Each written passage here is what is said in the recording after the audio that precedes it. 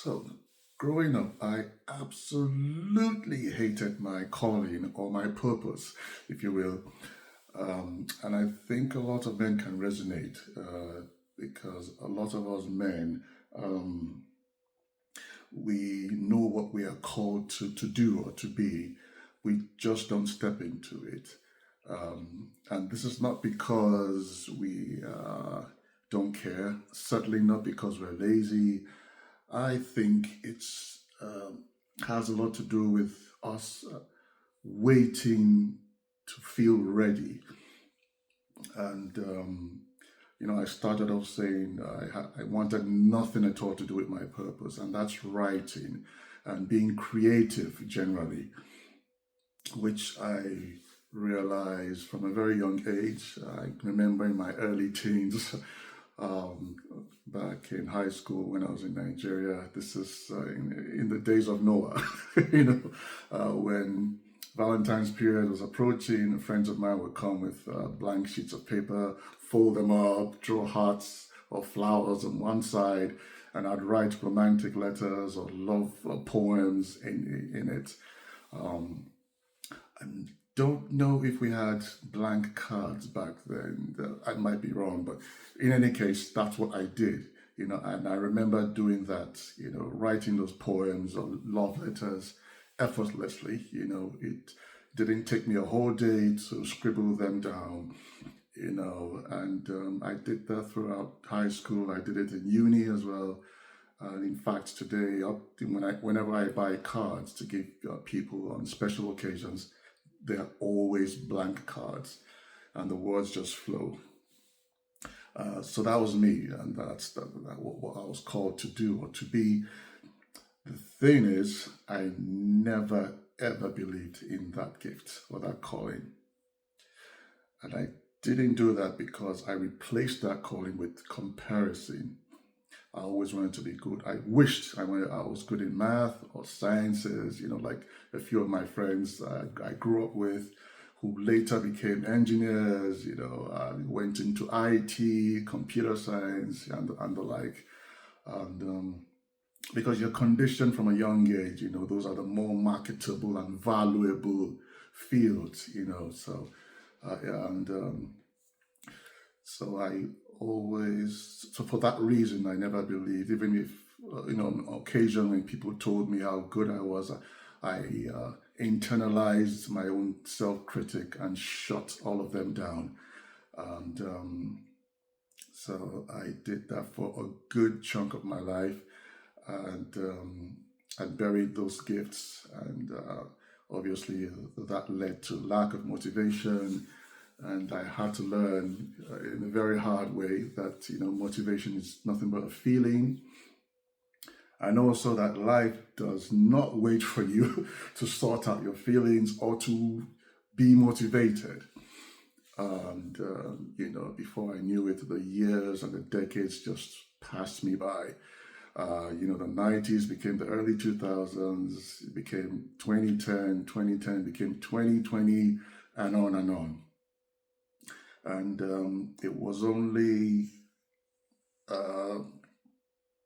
early last year, I'd say the first quarter of 2025, when I'm sitting in my room very early, probably around 4 a.m., just in deep reflection of where my life was at that time, and I remember being physically and mentally exhausted. And a word just came to me, and I believe this was from God. And it was that known and unknown destinies are tied to your daily decisions. Known and unknown destinies are tied to your daily decisions. Now that hit hard, and because up until then, my decision making and had not been aligned at all with my purpose, which I said earlier, I've always known from childhood.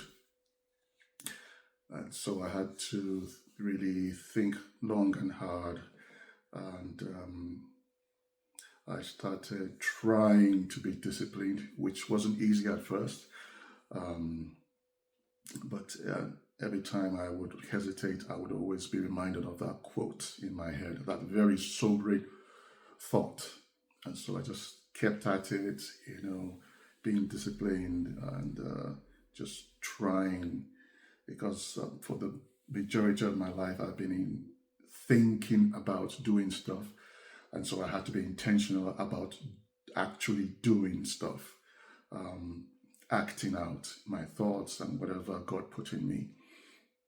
So I did that, and started writing again. And from then, God, I remember praying about, before I started, for God to give me courage, to give me favor, and to give me wisdom as well. And so, for the past year, by His grace and His grace alone, I've been able to write several books. I've even delved into songwriting and T-shirt designs on Amazon, like this one, which is in honor of my son who has special needs. And about 4 or 5 months back, started 2 YouTube channels. This is one of them, and this is a second one.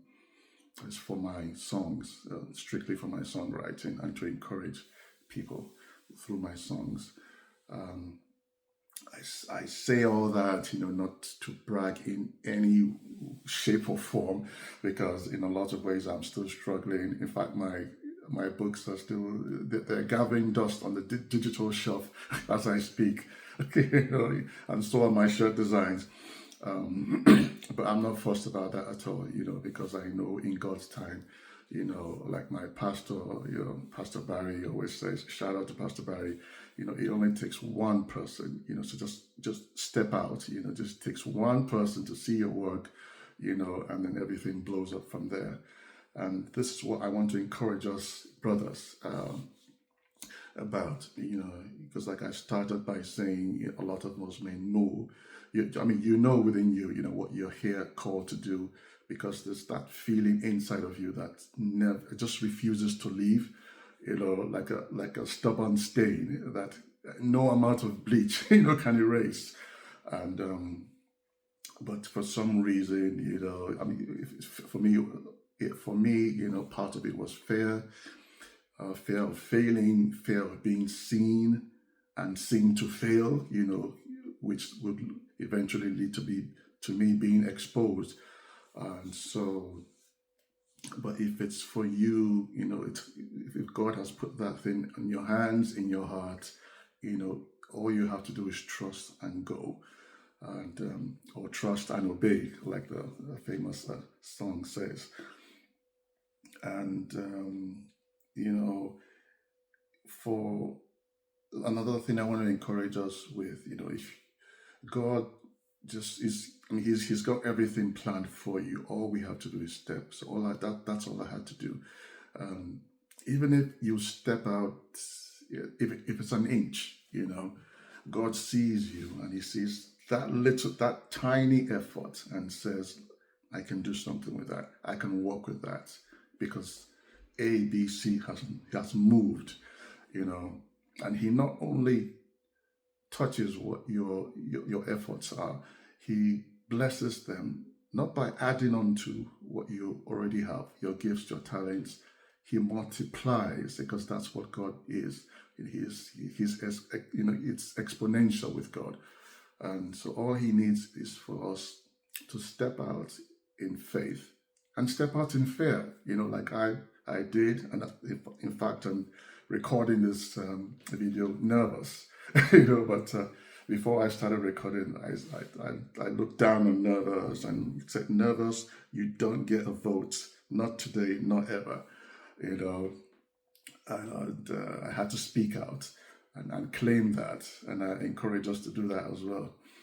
And whatever it is God has put in your hand, do not, and this is much easier said than done because I dwelled in comparison, self-doubt, unbelief for several decades. Like I said, from my early teens, I'm 51 already, and I just started about a year ago, trying to step into my purpose and whatever God has for me in the future. And, just step out, and God will do the rest. It's not going to be easy, but with God, not some, all things are possible. And if you're stepping out in your lane, in your purpose, unimaginable things will come your way. I promise you that. And, like I said, I'm doing this nervous. I still do things fearful. But it's a part of life. So that's something I'm not going to in any way sugarcoat that fact, But when it comes to fear, all I'll say is, brothers, it's allowed in the room, but do not allow it anywhere near the mic. Now let's move.